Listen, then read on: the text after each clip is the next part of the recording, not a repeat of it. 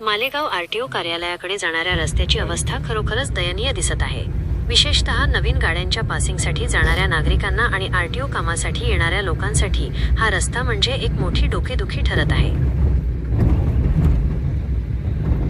Malegaon RTO कार्यालयाकडे जाणाऱ्या रस्त्याची वाट लागली। खड्ड्यांतून वाट काढत वाहनधारकांचे पासिंग। मालेगाव एकीकडे सरकार रस्ते विकास आणि रस्ते सुरक्षेच्या गप्पा मारत असताना दुसरीकडे मालेगाव आरटीओ कार्यालयाकडे जाणारा रस्ता मात्र प्रशासकीय दुर्लक्षाचा बळी ठरला आहे। शहरापासून अवघ्या 5 किलोमीटर अंतरावर असलेल्या या मुख्य रस्त्यावर खड्ड्यांचे साम्राज्य पसरले असून नवीन वाहनांच्या पासिंगसाठी येणाऱ्या वाहनधारकांना जीव मुठीत धरून प्रवास करावा लागत आहे।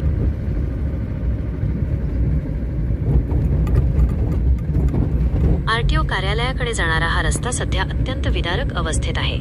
रस्त्यावर जागोजागी मोठे खड्डे पडले असून रस्ता आहे की खड्ड्यात रस्ता शोधायचा अशी वेळ नागरिकांवर आली आहे।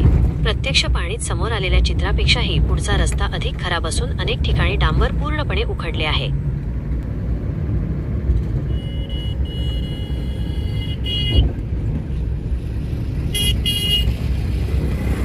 वाहनधारकांचे हाल आणि नुकसान।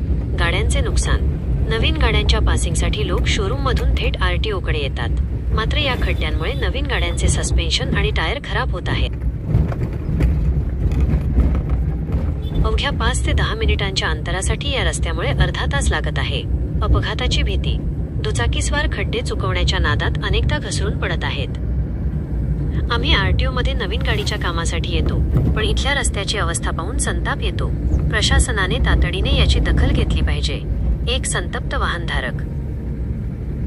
हा रस्ता साधारणपणे सार्वजनिक बांधकाम विभाग पीडब्ल्यूडी किंवा स्थानिक महानगरपालिका जिल्हा परिषद प्रशासनाच्या अखत्यारीत येतो, मात्र दुरुस्तीच्या नावाखाली केवळ आश्वासनं मिळत असल्याने नागरिकांमध्ये मोठा रोष निर्माण झाला आहे।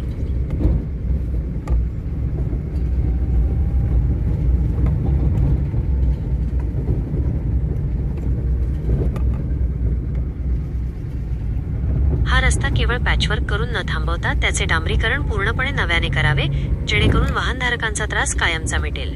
जर लवकर रस्ता दुरुस्त झाला नाही तर आंदोलनाचा इशाराही काही स्थानिकांनी दिला आहे।